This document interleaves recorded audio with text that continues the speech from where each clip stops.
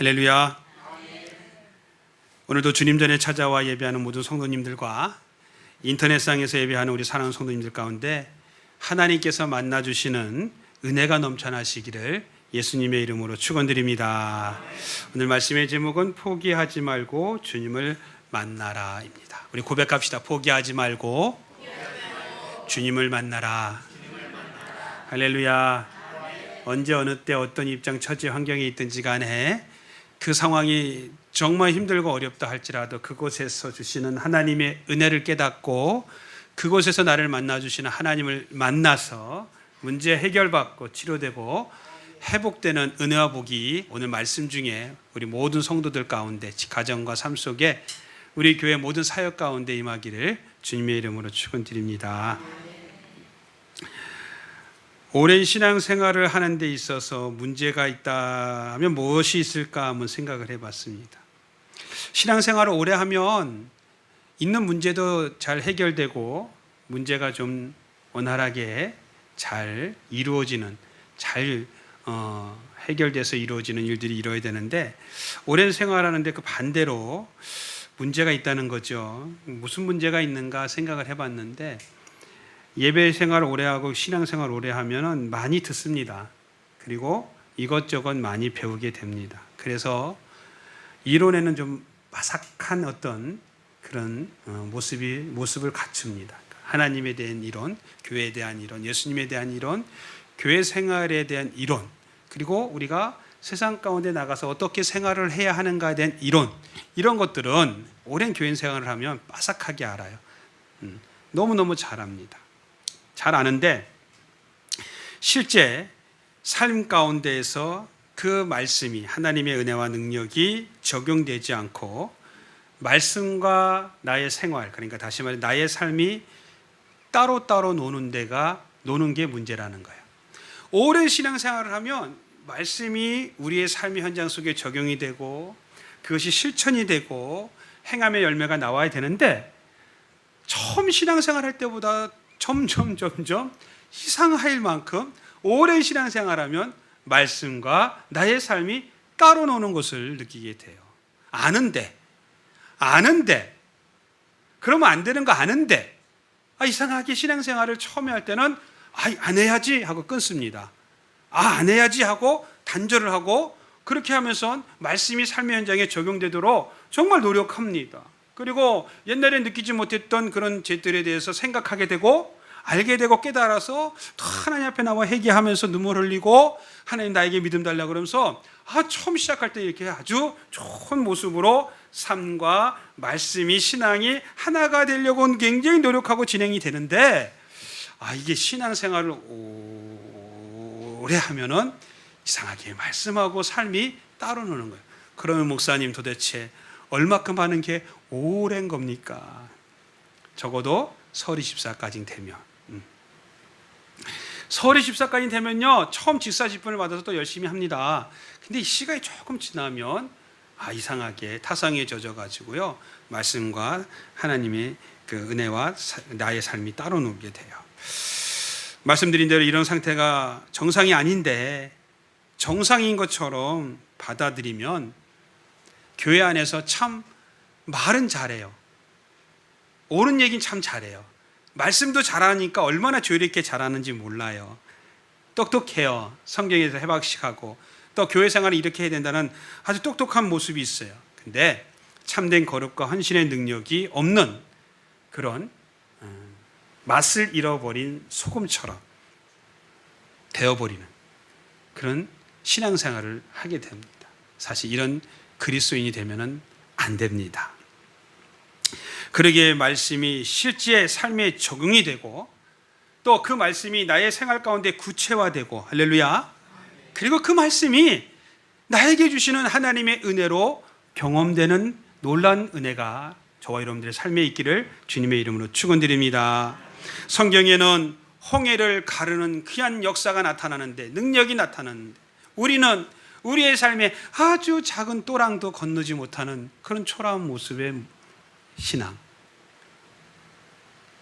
그뿐 아니라 성경에는 귀신도 쫓아내는 역사가 일어나는데 우리는 쫓아내기는커녕 귀신을 무서워하고 귀신을 두려워하는 그런 신앙생활을 하고 있지 않는가를 한번 우리는 생각해 봐야 됩니다.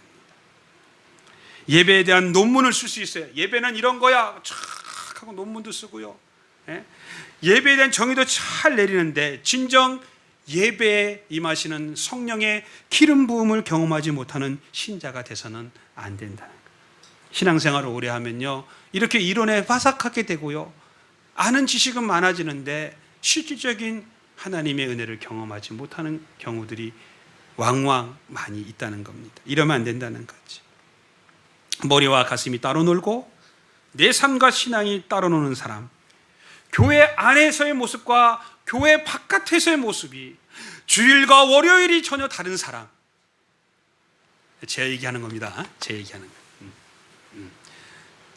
그런 사람이 돼서는 안 돼요. 이런 신앙은 빨리 청산해야 좋을 줄로 믿습니다. 이 시간 말씀을 통해서 머리와 가슴과 삶이 실제 생활 속에 적용되는 결심과 다짐을 통해서 정말 행함을 통하여 적용함으로 그 은혜가 우리 모두에게 임하기를 주님의 이름으로 축원드립니다. 자, 본문에 한 여인이 등장합니다. 이 여인을 통해서 우리가 믿음의 삶을 어떻게 살아야 되고 믿음은 어떤 것인가를, 또 기도는 어떻게 해야 하는 것을 알 수가 있습니다. 이 사람 가나안 여인이 예수님이 지나가시는 그 길목에 서서 예수님을 만나는 장면이 오늘 본문의 내용인데, 예수님을 만난 이 여인이 어떻게 시작을 하냐면요, 소리를 지릅니다. 주 다윗의 자손이여 나를 불쌍히 여겨 주옵소서. 예수님이 길을 가시는데 그 길가에서 한 여인이요, 목소리가 찢어지는 소리로, 절규의 소리로 주님을 찾습니다. 보통 예수님이 한 번 길을 가실 때마다 사람들이 2-3천 명은 옹이했다 그랬거든요. 어마어마한 인파들이 따랐거든요. 그러니까 그런 사람들이 한마디만 하겠어요? 야, 어제는 무슨 일이 있었대, 뭐 그제는 그렇고 조금 아까는 뭐, 이런 소리들이 웅성웅성하니까 웬만큼 소리 지르지 않으면 예수님한테 전달될 수가 없는 그런 환경이었다는 거죠. 그러니 이 여인이 젖먹던 힘을 다해서 주님 앞에 부르짖는 소리를 한번 여러분들 상상을 해 보십시오. 외침이 아니라 절규였어요. 절규. 목에 피가 나던 그런 강렬한 그런 외침이었어요. 주 다윗의 자손이여 나를 불쌍히 여기시옵소서. 내 딸이 흉악한 귀신에 들렸나이다. 그 많은 사람들의 웅성대는 그 인파 속에서 그 여인의 가냘픈 그 목소리가 주님께 전달이 됩니다. 물론 그 많은 사람들 앞에서 조용히 주님을 간절히 찾았어도 주님은 들을 수 있지만, 그 소리를 그곳에 있는 많은 사람들이 다 듣고 제자들까지도 들었던 것을 보게 되면 얼마나 목청이 터지도록 주님을 찾았는지 모릅니다. 그런데 이런 간절한 외침에 대한 예수님의 첫 번째 반응이 어땠느냐? 침묵이었습니다. 뭐라고요? 침묵이었어요. 그렇게 강렬하게 주님을 찾는데도 불구하고 주님은 들은 채 만 채 매몰차게 거절을 합니다. 이 여인이 생각했겠죠. 못 들으셨는가? 아마 그런 생각을 할 수 있었을 것입니다.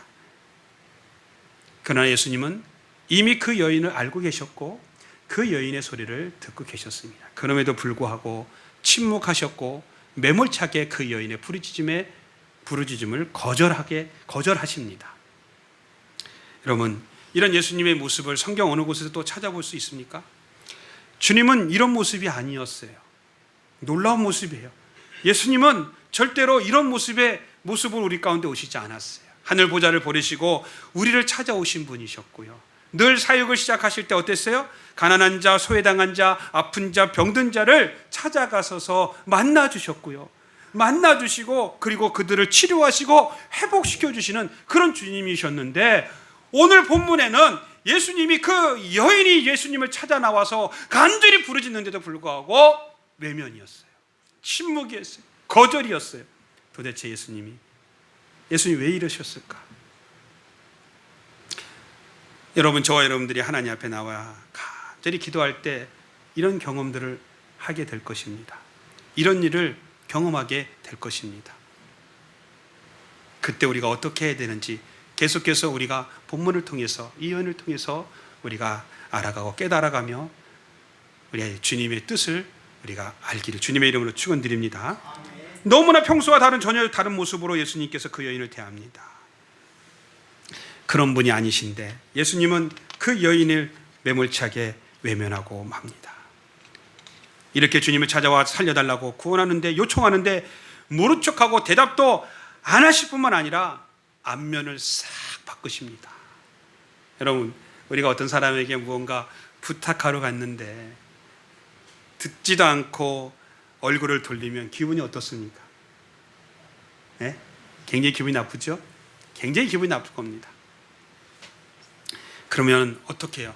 그래, 어디 두고 보자. 너밖에 없냐? 내가 한번 잘 되면 보자. 이러고 돌아가지 않겠어요?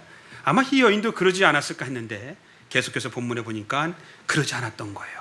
이 여인은요, 더욱더 간절하게 목소리를 높여 크게 소리를 지르며 계속해서 예수님을 따라가면서 주 다윗의 자손이여, 나를 불쌍히 여겨주옵소서. 내 딸이 흉악한 귀신에 들렸다고 소리를 지르고 또 소리를 지르면서 주님을 뒤따랐습니다. 그 소리가 얼마나 가냘프고 얼마나 찢어지고 얼마나 사람들의 귀를 거슬리게 할 정도였냐면, 오늘 본문에 보니까 제자들이 듣다 못해서 예수님에게, 예수님, 저 여인의 손을 좀 들어주세요 하면서 여인을 거들어주는 그런 대목이 나옵니다. 그러자 예수님께서 그 여인을 향해서 얘기한 게 아니라 그렇게 요구하는 제자들을 향해서 이렇게 여인이 듣도록 얘기합니다. 이스라엘의 잃어버린 양 외에는 보내심을 내가 받지 않았다. 아주 냉철하게, 아주 차갑게 제자들에게 이야기합니다. 이스라엘의 잃어버린 양 외에는 내가 보냄을 받지 않았다. 저 여인, 가나안 여인, 이방인 여인, 유대인이 아니잖아, 이스라엘이 아니잖아, 나는 저들을 위해서 보내심을 받은 사람이 아니야 하고 제자들을 책망하듯이 차갑게 이야기를 하십니다. 그러니 저 여인과 나는 아무 상관이 없다. 내가 저 여인의 이야기를 들을 필요도 없고 들어줄 이유도 없다. 야, 여러분, 이 이야기를 제자들에게 했지만 그 이야기를 지금 누가 들었다고요? 간절히 예수님을 찾아 나온 이 여인이 그 이야기를 들었어요. 도대체 예수님이 왜 이러시지? 근데 지금 여러분들은 놀라지도 않아. 왜? 이미 아니까. 이미 답을 알고 들으니까 이 놀랄 일도 아니야. 근데 사실 한번 그 여인의 입장이 돼보자는 거예요. 얼마나 황당하겠어요? 얼마나 기분 나쁘겠어요?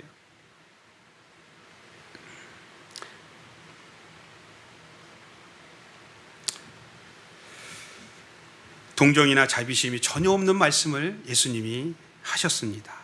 이 정도면 얼마나 곤욕스럽고 당황스러울 법도 한데 이 여인이요, 물러서지 않습니다. 물러서지 않아요. 포기하지 않습니다. 계속해서 주여, 주여, 저를 도와주소서.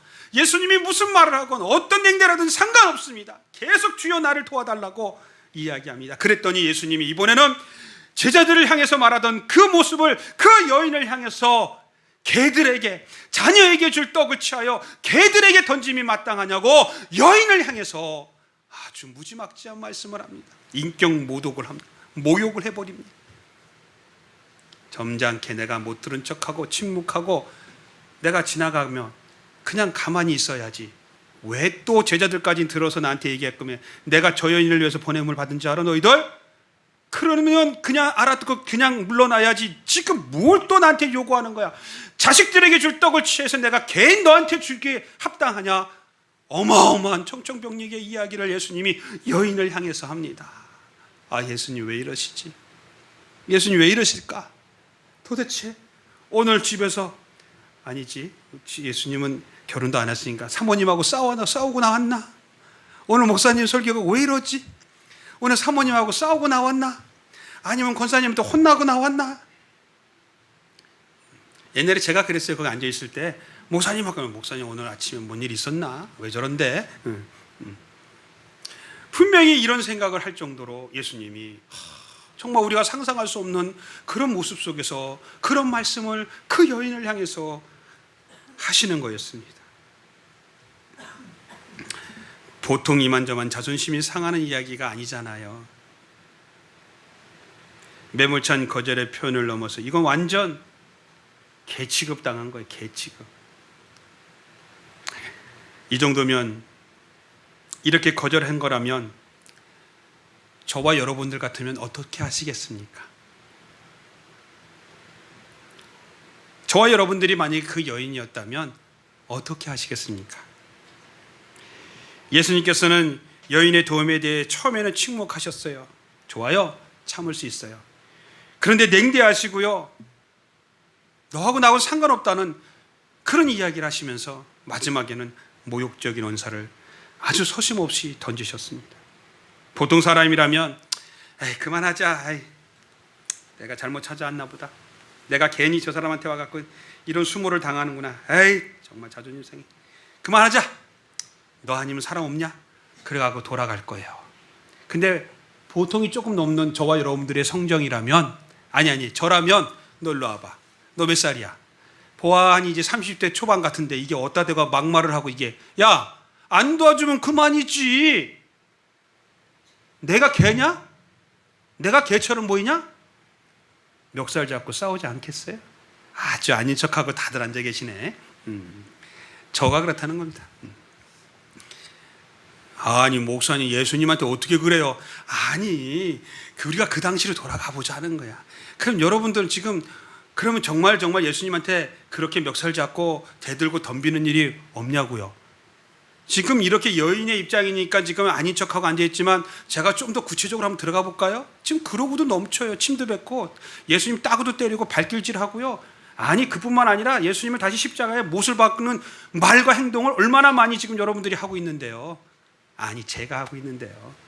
아닌 척하고 고상한 척하지 마시고, 이만저만 자존심 상한 일이 아니었어요. 멱살 잡고 싸우고 한바탕 해볼 만한 일인데, 그런데 오늘 본문에 보니까 이 여인이 주님의 그 매몰찬 모욕적인 언사에도 불구하고 반응이 전혀 다르게 나타나. 정말 놀랍습니다. 주여 올소이다. 개들도 주인의 상에서 떨어지는 부스러기를 먹습니다. 이야 놀랍습니다.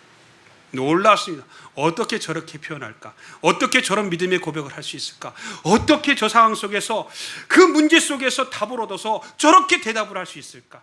예수님께서 침묵하시고 그냥 가셨으면 저런 문제에 답을 얻을 수가 없는데, 문제 안에서 이 여인은 답을 찾아낸 거예요. 자식에게 줄 떡을 취하여 개들에게 주겠느냐는 그 문제에 답이 있었던 거예요. 뭐요? 부스러기 은혜라는 게. 여러분, 저와 여러분들이 믿음의 삶을 살다 보면 문제를 경험하게 됩니다. 어려움을 경험하게 됩니다. 그럴 때 그 문제 안에 분명한 답이 있다는 사실을 믿으시기 바랍니다. 여인이 야 올소이다 주님, 저는 개입니다. 그런데요 그 개들도 주인의 상에서 떨어지는 부스러기를 먹지 않습니까? 예수님이 마침내 그 여인의 믿음을 보시고 오늘 본문 28절에 이에 예수께서 대답하여 이르시되 여자여 내 믿음이 크도다, 내 소원대로 되리라 하니 그때부터 그의 딸이 나으니라. 이야 정말 놀라운 믿음. 급반전돼서 침묵과 냉대와 모욕적인 모습 속에서 드디어 정말로 예수님의 모습, 우리가 알고 있는 예수님의 모습이 나오기 시작합니다. 여인의 믿음을 칭찬하고요, 그 여인이 구하는 것을 딸을 건쳐주고요, 할렐루야. 그리고 사람들 앞에 믿음이 크다라 칭찬하시고요, 사람들 앞에 그 여인을 이야기하는 것을 보게 됩니다. 이 시간 본문에 등장하는 이 여인의 태도에서 우리는 정말 믿음의 생활, 믿음의 신앙생활, 기도의 신앙생활이 어떠한 것인가를 몇 가지를 우리가 본문을 보면서 배우고자 합니다. 그래서 저와 여러분들이 아는 것으로 끝나는 것이 아니라 이 여인처럼 끝내 주님 만나 이 땅에서 살아가는 모든 날 동안 우리에게 주어진 모든 환경을 승리로 이루시길 예수님의 이름으로 간절히 축원드립니다. 첫 번째, 이 여인은 철저한 자기 절망이 있었다는 겁니다. 철저하게 자기 절망이 있어야 예수님을 만날 수가 있다는 거예요. 하나님보다 예수님보다 뭔가 믿는 구속을 갖고 있으면 절대로 이런 경험을 할 수 없어요. 만약에 뒤에도 나오겠지만 이 여인이 자기가 할 수 있는 모든 것을 동원하지 않고 예수님을 먼저 만났다면 첫 번째 외면하고 침묵할 때 돌아갔을 거예요. 그죠? 알아봐라. 아이고 사람들이 얘기해서 한번 왔더니만 저게 무슨 메시아야. 야야 가. 내가 아까 저 좋은 의원이 있다고 그랬는데 거기나 찾아가 봐야지. 에? 아마 이랬을 거란 말이죠. 그죠? 누가 좋은 약이 어디 있다고 하는데 거기 가서 좀 사다가 딸을 먹여봐야지. 이랬을 거란 말이죠. 근데 이 여인은 예수님을 만나기 전에 철저하게 자기 힘으로 이 세상 것으로는 자기 딸을 고칠 수 없는 그런 상황과 지경에 이르고 절망에 있었기 때문에 예수님 앞에서 저렇게 예수님을 향해서 변함없이 주님을 바라봤던 것입니다. 그렇으니 철저한 자기 절망이 있어야 돼요. 내가 그래도 내 힘을, 내가 숨겨놓은 적금을 이 집 한 채, 절대로 이런 마음 갖고 믿음이 주님 앞에서 온전하게 이루어지지 않아요. 그런 것이 있다 할지라도 주님밖에 없습니다. 할렐루야. 주님이 해주셔야 합니다. 할렐루야. 주님 아니면 안 됩니다. 할렐루야. 이래야 이 여인이 받은 은혜의 응답을 받게 되는 줄로 믿습니다. 사랑하는 성도 여러분, 우리는 이 여인의 믿음의 태도가 필요합니다. 우리는 사실상 하나님 앞에 나갈 수 없는 그런 아무런 의의가 없는 존재들입니다. 겉으로 보기에는 멀쩡하고 괜찮아 보이지만요, 우리들을 자세히 저와 여러분들이 너무 잘 알고 있지 않습니까? 하나님 앞에 뭐 하나 내세울 것이 없어요. 의의가 없는 사람입니다. 살아온 날 모든 날들을 돌아보면 내가 의롭고 정의롭게 살았다고 하지만 모든 삶의 언저리는 죄로 가득 메어져 있는 게 저와 여러분들의 삶이고, 하나님 앞에 뭐 하나 내세울 것이 없는 것들이 바로 저와 여러분들, 이 절망의 상태, 전혀 없는 상태가 저와 여러분들의 상태라는 것을 우리는 인식해야 되고 이 여인처럼 철저히 알아야 됩니다. 사실 그렇기 때문에 하나님이 냉대하시고 침묵하시고 모욕적인 언사를 한다 할지라도 우리는 아무런 항거를 할 수 없는 존재입니다. 우리가 하나님 앞에 이랬다 저랬다 따질 수 없는 존재라는 거예요. 그럴 자격이 전혀 없어요. 바로 오늘 본문에 등장하는 가나안 여인의 모습이 그런 모습이었다는 거예요. 침묵하고 매몰차게 물리치시고 거기다가 모욕까지 한 그런 모습 속에서도 이 여인은 그것을 달래받아도 나는 상관없다는 거예요. 그녀에게 상할 만한 자존심은 어떠한 것도 없었다는 거예요. 여러분, 어쩌면 자존심도 배부를 때 하는 소리예요. 그죠? 아, 자존심 상해. 배불러서 그래요. 그럼 자존심 상한 말이나 행동을 하지 말지. 해놓고 안 들어준다고 자존심 상한데, 그 배불러서 하는 소리예요. 여유가 있어서 뭔가 믿는 구석이 있으니까 자존심 상한다는 이야기를 하는 거예요. 자존심이 상할 수가 없는 그런 상황에 있어요, 이 여인이. 자존심이 남아있으면요, 영적으로 뭐가 안 좋으냐면 기도도 안 돼요. 뭐 좀 기도하다 보면 응답이 좀 더뎌지면 자존심 상해. 내가 하나님 앞에 이러고 있을래. 차라리 내가 발품을 팔지. 내가 여기저기 뛰어다녀 보지 뭐. 내가 지금 뭐 하고 있는 거야? 자존심이 살아있으면요, 기도도 안 돼요. 그뿐이에요. 자존심이 살아있으면요, 사람들 앞에서 자기 어려움을 이야기하지 않아요. 그러면 교인들하고 같이 이야기하면 기도해 줘야 되는데, 위하여 함께 해야 되는데 그런 일을 못 해요. 그래 응답이 더디되고 응답이 안 돼. 그뿐이에요. 자존심 있는 사람은 사람들과 융화가 잘 안 돼요. 사람들과 잘 융화가 안 되면요, 하나님과의 관계도 그렇게 썩 좋지 않아요. 이건 성경적이고 하나님 말씀이에요. 하나님 사랑, 이웃 사랑이잖아요. 내가 하나님 앞에 귀한 예물을 드리고자 할 때 혹시 형제들과 다툼이 있다면 예물을 두고 가서 형제와 화해하고 와 그것을 하나님께 드려라. 그것이 온전한 것이다라고 하잖아요. 사람들과 관계가 안 좋으면 하나님과 관계가 안 좋은 거예요. 나는 하나님과 관계가 좋아. 그러나 사람들 관계가 안 좋아. 나는 하나님 관계가 좋아. 그러나 난 남편하고 관계가 안 좋아. 여보세요 이러지 마세요.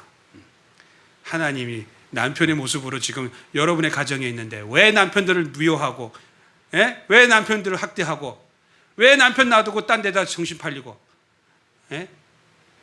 우리 남자들은 순수하고 청순하고 우리 남자들은 그저 가정만 지키려고 애쓰는데, 그렇죠 장로님? 이러면은 교회에서 권사님들한테 아주 목사님 찍혀가지고 교회 부흥 안 된다고 그러던데, 난 참 그 모습으로 우리 가운데 오셨잖아요 주님이. 그래서 뭐라 그래요? 너희들이 소자에게 물한 것을 대접하는 것이 곧 나를 대접한 거다. 할렐루야. 그러니까 사랑 관계가 안 좋으면 하나님과 관계도 좋지 않을 수 있다는 거예요. 그런데요, 사랑하는 성도 여러분, 저와 여러분들이 자존심 내세우지 않아도 고백합시다. 하나님은 다 아십니다. 다 아십니다. 할렐루야. 자존심 상해하지 마세요. 하나님 다 알아요. 내가 그 영혼 때문에 그러는 거, 내가 그 사람을 위해서, 내가 그 영혼 때문에, 내가 하나님 때문에 그런다는 거, 하나님은 다 아세요. 위로받으시기 바랍니다. 힘을 얻으시기 바랍니다. 주님은 오늘도 저와 여러분들께 개들도 물어가지 않는 자존심, 또 엿으로 바꿔주지도 않는 그 자존심 다 내려놓으라고 말씀합니다. 가나안 여인은 계속되는 예수님의 거절로 자존심이 찢겨졌어요. 짓밟혀졌어요. 그런데도 여인은 그것을 감내하고 더욱 납작 엎드렸습니다. 왜입니까? 왜요? 딸을 살려야 되기 때문에 그랬어요. 자신의 딸을 살릴 수 있다면 자신의 자존심은 아무 문제가 되지 않았어요. 그런데 내 딸을 살릴 수 있는 분은 오직 예수님밖에 없다는 것을 그녀는 확신했다는 겁니다. 내 문제를 해결해 주실 분은 오직 하나님밖에 없다, 이 문제를 해결해 주실 분은 오직 예수님밖에 없다는 확신을 가지면 저와 여러분들이 주님 앞에 무슨 자존심을 내세우고 무슨 자존심을 부리겠습니까? 이 여인은 지금까지 예수님 만나기 전까지 인간적인 방법은 다 해봤어요. 자기 절망 속에 빠져 있어요. 아무것도 할 수 없는 그런 존재가 자기라는 걸 알았어요. 그렇기 때문에 주님을 만나는데 적극적이었고, 주님의 모습 속에서도 오직 그 은혜만을 사모한 줄로 믿으시기 바랍니다. 일반적으로 보면요, 독한 면을 찾으면요, 남자보다 여자들이 독해요. 장로님, 권사님한테 잘해야 돼. 잘하고 계시죠? 너나 잘해라. 저도 잘할게요. 여자들이 약하지만요, 독한 면은 여자들을 남자들이 못 이겨요. 그래서 뭐라 그래요? 뭐라 그래요? 여자가 하늘 품으면 뭐라 그래요? 온유해도 뭐가 내린다고요? 오싹하지 않아요? 요즘 여름이 이제 남양 특집. 여러분들 영화 좀 보러 갔다 오세요. 영화관 갔더니요, 사람들이 없어. 내가 다 저거 해놓은 것처럼 보여요. 요즘 귀신 영화들이 너무 많이 나와가지고, 좀비 영화들이 아주. 지금 하는 게 뭐였죠? 내가 보고 왔는데 반도예요?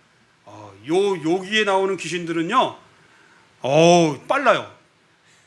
굉장히 빨라졌어요. 엄청 빨라요. 막 사람들 쫓아오는데, 옛날에는 좀비들이 깍깍깍깍 이러고 걸었는데 이제는 막 달려요.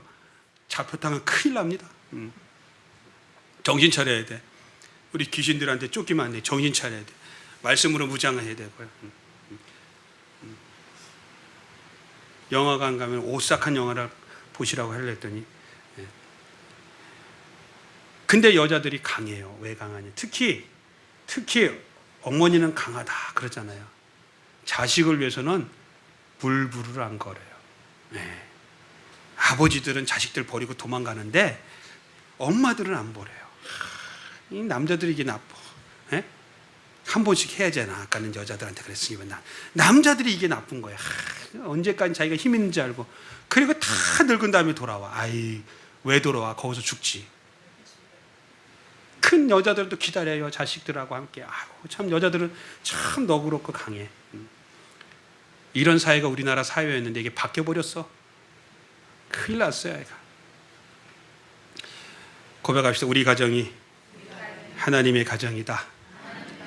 우리 남편이, 우리 아내가, 우리 자녀들이 하나님이 주신 것이다. 할렐루야. 한 번 더 고백해요. 내 새끼가 최고다. 할렐루야. 최고예요, 최고. 네. 그리고 남을 학대하라는 소리는 아닙니다. 그런 마음을 가지셔서 가정을 돌아보셔야 돼요. 이 여인이 그랬던 거예요. 귀신 들려서 얼마나 흉악하겠어요. 귀신 들리면 인상도 막 찌그러지고요, 아무데나 거품 불고요, 막 이상한 소리 하고요. 그런데도 이 여인의 이 자식이 너무너무 귀한 거예요. 이 딸을 살릴 수만 있다면, 주님의 은혜를 입을 수만 있다면 자신은 죽어도 괜찮아, 그런 마음을 갖고 자기 자신을 낮추고 왔으니 외면을 하시던 냉대를 하시던 개 취급을 하시던 무슨 소용이 있냐는 거예요. 아무 상관이 없다는 거예요. 난 죽어도 된다는 거예요. 우리는 하나님 앞에 예배로 나올 때, 하나님 앞에 기도할 때 이 여인과 같이 완전히 자기 자신이 깨어진 모습이어야 은혜를 받게 되는 줄로 믿습니다. 그렇게 나오지 않으니까 오늘 또 까는구나. 목사님이 왜 자꾸 저렇게 나만 깐대. 이 다음에 여러분들이 저를 축복해 주셔가지고 밤 장사하면 잘 될 것 같아. 제가 은퇴하고 밤 장사나 한번 할까? 여러분들 계속 깐다고 하니까. 까는 게 아니에요. 여인이 그걸 주님의 음성으로 들었다는 거예요. 우리에게 아무런 의가 없지만 주님의 자비와 긍휼을 구하면서 자기 어떤 것도 주장하지 않는 이렇게 깨어진 그런 자아의 모습으로 예배 자리에 쓰고 기도의 자리에 쓸 때 마치 하나님께서 그 모든 것을 알고 계신 것처럼, 알고 계시듯이 우리의 문제를 해결해 주실 줄로 믿습니다.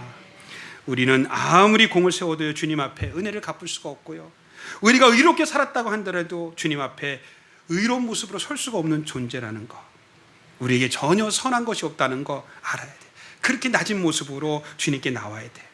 그때 주님께서 우리를 기억하시고 우리의 간절함을, 우리의 믿음을 보시고 역사하는 은혜를 이루어 주실 줄로 믿습니다.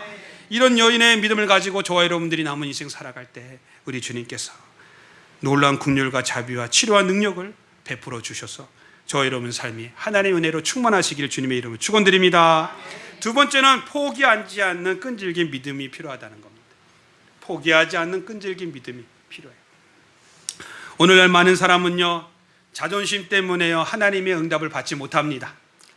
이놈의 자존심, 개도 물어가지 않고 여수로도 바꿀 수 없는 이놈의 자존심 때문에 참된 신앙, 믿음 삶, 하나님을 경험하는 삶, 삶에 주의 말씀을 적용하는 삶을 제대로 이루어가지 못하는 거예요.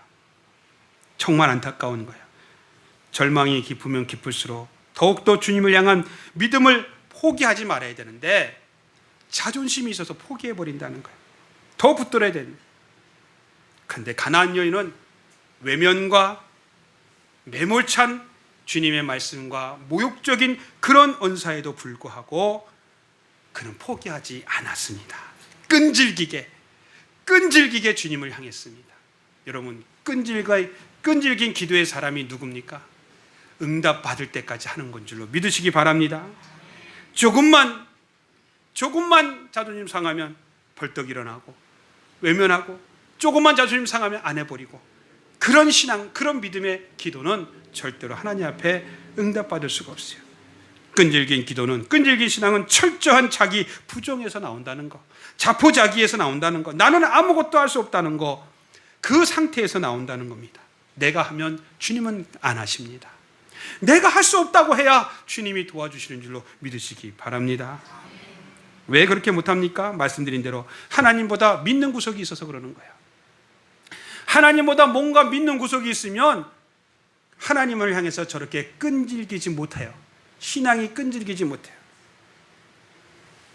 가나안 여인은 주님의 강도 높은 거절에도 얼마나 적극적이었습니까? 오히려 예수님의 침묵에서 희망의 실마리를 찾습니다.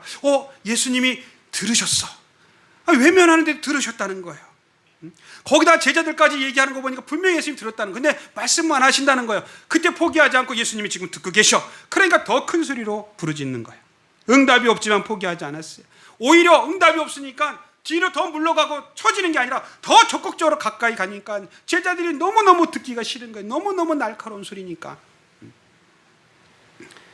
그때 떡하니 예수님께서 말씀하시는 거예요. 자녀의 떡을 취하여 내가 개들에게 주는 것이 마땅하냐? 그 이야기를 듣는 순간 이 여인은 응답을 받은 거예요. 여러분, 여기서 무슨 응답을 받냐고요? 자녀들에게 줄 떡을 걔한테 어떻게 주겠느냐는 이 말씀에 이 여인은 응답을 받았다는 거예요. 도대체 어떻게 그 개들이 주인의 밥상에서 떨어지는 부스러기를 먹는다는 응답을 받은 거예요. 놀랍지 않습니까? 어떻게 이런 문제가, 이런 아픔이, 이런 경험을 나에게 하나님 어떻게, 이렇게 아니라 그 안에서 응답을 받는 거예요. 그 안에 주시는 응답이 있다는 거예요. 할렐루야. 결코 우리 주님은 저와 여러분을 외면하지 않으세요. 죽게 내버려 두지 않으세요. 저와 여러분들이 잘못해서 죄의 구렁이에 빠지고요, 그런 문제 속에서 허덕여도 주님은 다가가서 손을 내미시고 우리를 건져주시고, 할렐루야, 우리 아픈 부분을 만져주시고 치료하시고, 할렐루야, 문제를 해결해 주시는 분인 줄로 믿으시기 바랍니다. 포기한 것이 않고 자존심 내세우지 않을 때. 사랑하는 성도 여러분, 우리는 종종 기도 생활 중에도요, 부정적인 그런 마음이 생길 때가 있어요. 어떨 때 그래요? 이 문제를 꼭 하나님이 해결해 주시면 좋겠다고 작정하고 기도해요. 근데 기도하는 중에요, 내가 기도하는 방향과 전혀 다른 방향으로 그 상황이 전개되는 거예요. 너무 난처할 정도로 정황이 되고요, 문제가 축소되고 없어져야 되는데 확대되고 점점 지나쳐 커질 때, 너무너무 힘든 영혼의 깊은 밤을 통과할 때, 바로 그때 포기하는 것이 아니라 그때 이 여인처럼 하나님 앞에 더 납작 엎드리시고 하나님을 더 바라고 믿고 소망하면서 하나님 앞에 서서 나가야 될 줄로 믿습니다. 그때 이 여인과 같이 포기하지 말아야 되는 거예요. 여인은 이런 감정을 모두 내려놓고 포기하지 않고 그 상황 속에서 주님을 더욱 바라고 믿고 소망하는 그런 분명한 태도를 보였습니다. 중국 고사성어 중에요, 혹시 우공이산이라는 말씀을 혹시 아시는 분 계십니까? 우공이산. 이 우공이산이라는 말은요, 이 우공이라는 사람이 자기 집 앞에 큰 산이 있었어요. 근데 이놈의 산이 앞을 막아서 일을 보러 가려면 이 산을 매번 뺑 돌아가야 되기 때문에 시간도 여러 가지로 너무너무 힘들었어요. 그러니까 그 큰 산이, 태산이 생활하는데 방해가 됐어요. 그래갖고 80 먹은 이 노인이 그때 다짐을 합니다. 무슨 다짐하냐면, 내가 이 산을 다 헤쳐버리겠다. 다 헤쳐버리겠다. 그래서 평지를 만들어가지고 이곳을 지나다니게끔 만들겠다고 다짐하고 삽자를 들고 파기 시작합니다. 몇 살 먹은 노인이요? 그때 이제 산신령들이 그 노인을 두고 이야기합니다. 뭐라고 얘기하냐면, 이 어려 적은 사람아, 자네 인생이 얼마 남았다고 그것을 이렇게 파갖고 이 산을 평지로 만들 수 있겠는가? 이렇게. 다른 데서는 산신령이라 하고요, 다른 데서는 그 마을 사람들이 얘기했다 이렇게 얘기합니다. 목사님, 예화를 내면 똑같이 예화를 들고 해야죠. 그러니까 그렇게 말을 해요. 예화니까. 그때 이 우공이라는 이 할아버지가 이렇게 얘기했답니다. 그렇지, 그런데 나와 내 자손들은 계속해서 생육하고 번성할 것이다. 그러면 나는 죽고 없어져도 내 자식들이 그 자식들이 계속해서 이 산을 향해서 삽질을 하면 너 산은 더 이상 확대되지 않고 그 자리에 있을 거니까 언젠가는 산이 없어지고 평탄하게 될 것이다. 그래서 우공이산이다 하는 말이에요. 이 뜻은 뭐냐? 포기하지 않으면 결국엔 이룰 수 있다는 뜻입니다. 세상에도 이래요. 그러나 우리가 전능하신 하나님을 믿는 사람들이라면, 천지주제시고 만왕의 왕이시고 전지전능하신 하나님을 믿는 사람들이라면, 우리가 포기하지 아니하고 하나님을 바라볼 때 우리의 태산 같은 문제들이 해결될 줄로 믿으시기 바랍니다. 그렇습니다. 우리가 하나님께로 나가려면 장벽을 반드시 뛰어넘어야 됩니다.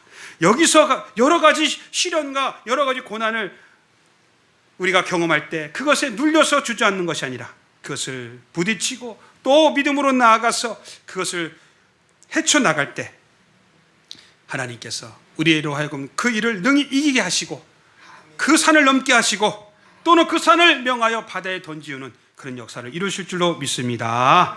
하나님 앞에 끈질기게 나간 이 가나안 여인의 믿음의 태도를 우리가 기억하셔서 이제 남은 인생 우리가 살아가는 모든 날 동안 이 여인과 같이 주님 앞에 더 가까이 나가고 더 주님을 바라고 믿고 소망하면서 하나님의 나라를 이루시는 우리 모두가 되시길 주님의 이름으로 축원드립니다. 세 번째 마지막입니다. 하나님을 향한 깊은 신뢰입니다.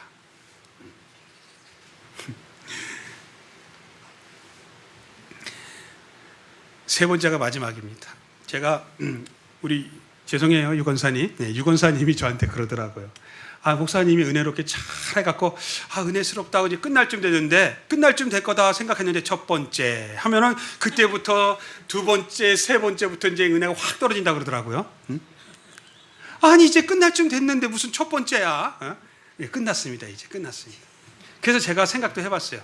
이거를 첫 번째로 나누지 말고 두 번째도 나누지 말고 세 번째 나누지 말고 그냥 이야기하듯이 쑥 그냥 풀어가면 이분들이 언제 끝날지 모르면 더 은혜가 될까 아니면은 더 은혜가 안 될까 별별 고민을 다 했는데 단락을 끊어줘야 뭔가 좀 와닿는 게 있을 것 같아서 제가 끊어줍니다. 끝났습니다. 끝까지 승리하시기 바랍니다. 예, 하나님을 깊은 신뢰해야 됩니다. 자, 이 여인이 예수님을 저렇게 깊이 신뢰하지 않았다면 첫 번째 돌아갔을 거예요. 두 번째는 뭐 인상 썼겠죠. 세 번째는 멱살 잡고 싸웠겠죠. 그런데도 불구하고 이 여인은 주님을 깊이 신뢰했다는 거예요. 인간적인 끈질김은 의지를 발동하게 합니다만은 그것은 한계가 있어요. 인간적인 것은 한계가 있어요. 그러나 저렇게 신앙의 힘은 한계를 넘어서는 줄로 믿으시기 바랍니다. 예수님 매우 인간적인 분이시기 때문에 아무 이유 없이 그 여인을 외면하고 침묵하고 그 다음에 냉대하고 그 다음에 모욕하신 분이 아니라는 거예요. 우리 주님이 나에게 왜 이런 문제를 주셨는가? 나를 죽이려고 그러고 나를 약올리려고 나를 힘들게 하려고 하는 게 아니라는 거예요. 그 여인에게 그렇게 했듯이 분명한 이유가 있다는 거예요. 분명한 뜻이 있다는 거예요. 그렇기 때문에 우리는 포기하지 말아야 되는 거예요. 그렇기 때문에 우리는 낙심하지 말아야 되는 거예요. 문제가 있을 때도 분명한 하나님의 선하신 뜻이 있다는 확신을 갖고 주님 앞에 서서 나가야 될 줄로 믿으시기 바랍니다. 단지 무시하고 그 여인을 모욕 주려 오시는 것이 아니라 그 여인의 믿음을 키워주시려고 할렐루야 더 확실하게 세워주시려고 순간적으로 그 문제를 해결해 주시는 것이 아니라 주님에 대한 절대적인 신뢰를 쌓기 위해서 주님의 그 여인을 믿음의 단계로 하나하나 이끌어 가시는 것을 오늘 본문의 내용을 보면 알 수가 있어요. 우리가 신앙생활 하다 보면 그렇게 문제들이 우리 가운데 올 때 나의 믿음을 연단하시는구나, 나를 훈련하시는구나, 나를 정금 갖게 하시려고 하시는구나 확신하시기를 주님의 이름으로 축원드립니다. 그렇습니다. 사랑하는 성도 여러분, 주님은 우리의 기도를 외면하시는 분이 아닙니다. 우리의 믿음을 외면하시는 분이 아닙니다. 반드시 응답하시는 분인 줄로 믿으시기를 주님의 이름으로 축원드립니다. 우리가 주님 앞에 기도로 나갈 때 하나님께서 노라고 말씀하시면 그 노가 우리가 생각하는 그 노가 아니라는 것, 그 노 안에 응답이 있다는 것, 더 완벽한 하나님의 은혜가 있다는 것 우리가 꼭 믿으시기를 주님의 이름으로 축원드립니다. 중요한 것은 하나님을 알아가고 더욱 신뢰하는 법을 하나님께서 주님께서 그 여인에게 가르쳐주고 저와 여러분에게 가르쳐주고자 한다는 것을 꼭 기억하시길 주님의 이름으로 축원드립니다. 떡 하나 받는 거로 기뻐하는 것보다 내가 더 주님을 알아가고 주님을 만나고 신뢰하는 그 신뢰의 믿음이 생기는 것을 더 귀하게 여기시기를 주님의 이름으로 축원드립니다. 역대하 16장 9절에 보니까 여호와의 눈은 온 땅을 두루 감찰하시사 전심으로 자기에게 향하는 자를 위하여 능력을 베푸신다고 말씀했습니다. 전심으로 주님을 향해서 나가시기를 주님의 이름으로 축원드립니다.